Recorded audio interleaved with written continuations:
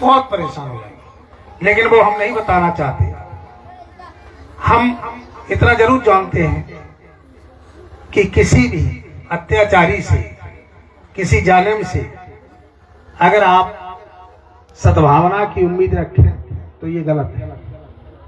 वो जो लोग हैं उन्होंने पूरे देश में, आप देख सकते हैं, प्रदेश में, देश और देश में हाहाकार मचा हुआ है। ऐसी राजनीति कभी नहीं देखी होगी आपने कि जो वोट उनको पर नहीं देगा उस पर मुकदमे लगेंगे, जो उनका विरोध करेगा उस पर मुकदमे लगेंगे, कहीं बिल्डोजर चल जाएगा, घर खस जाएंगे।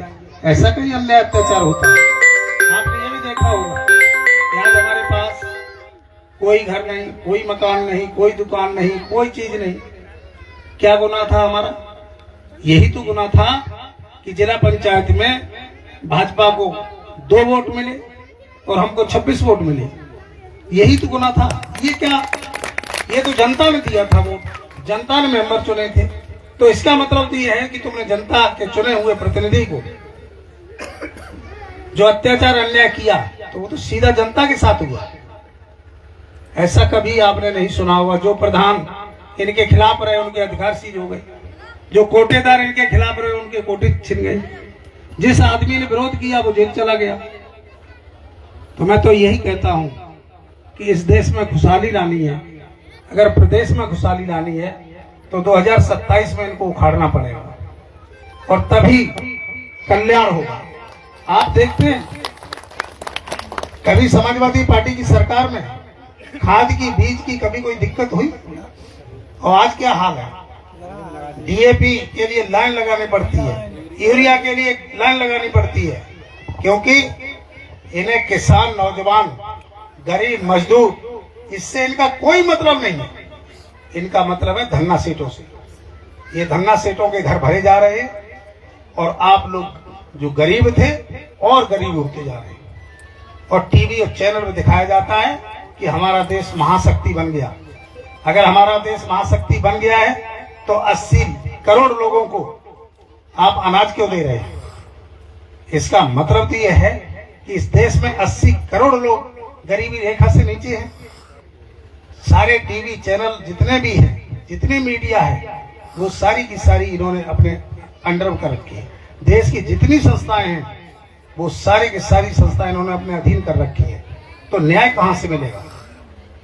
इसलिए आज ये जो गणतंत्र दिवस है, इसी दिन हमारा संविधान लागू हुआ था और इसी दिन हमको अधिकार मिले थे, इसी दिन हमको वोट ऑफ राइट मिला था कि हमारा देश कैसे चलेगा, कैसे चलाया जाएगा। लेकिन आज देश में न संविधान है, न कानून है, सब कुछ उनके अधीन है। संविधान तो पता नहीं कहां रख दिया है। जो ये चाहते हैं वही होता है। तो मैं केवल इतना ही कहूंगा, संविधान को बचाओ तभी देश बचेगा और इसके लिए आप सबको इकट्ठा होना पड़ेगा। ऐसे लोग हैं, पिछली बार भी आप लोगों ने हमें इस विधानसभा से चुनाव लड़ाया, भरपूर समर्थन किया, भरपूर वोट डाले, लेकिन उसके बाद बेईमानी हुई। ईमानदारी से मैं नहीं आ रहा था, बेईमानी से चुनाव हराया गया था। 83,000 वोट आप लोगों ने दिया, लेकिन इनको यही पीड़ा थी, ये लड़का क्यों इतना पॉपुलर है। मैं तो सुबह बैठता हूं और 10 बजे तक लोगों की बात सुनता हूं, इसके बाद क्षेत्र में निकल जाता हूं, कहां खुशी है कहां गम है वहां जाता हूं, इसके बाद शाम को फिर लोगों की सुनता हूं और जो हमारे भूगते होता है वो मैं करता हूं। यही तो हमारा गुनाह है, और क्या गुनाह है? और तो हमने कुछ किया नहीं। और जब से मैं यहाँ आया एटा विधानसभा पर, तब से आपने देखा होगा मैंने किसी गांव में लड़ाई, फसाद, झगड़े कोई काम नहीं होने दिया। जितना मैं जानता था जहां लड़ाइयां थी फैसले कराए। इससे पहले नेता क्या करते थे? हर गांव में झगड़ा, हर गांव में पार्टी बंदी।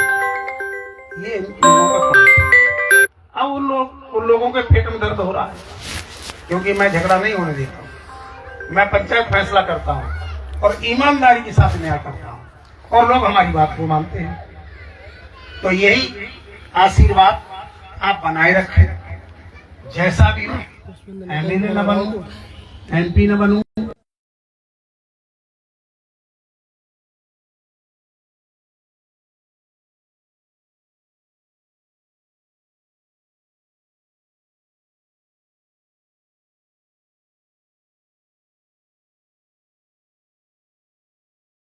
हम सब लोगों ने कहा कि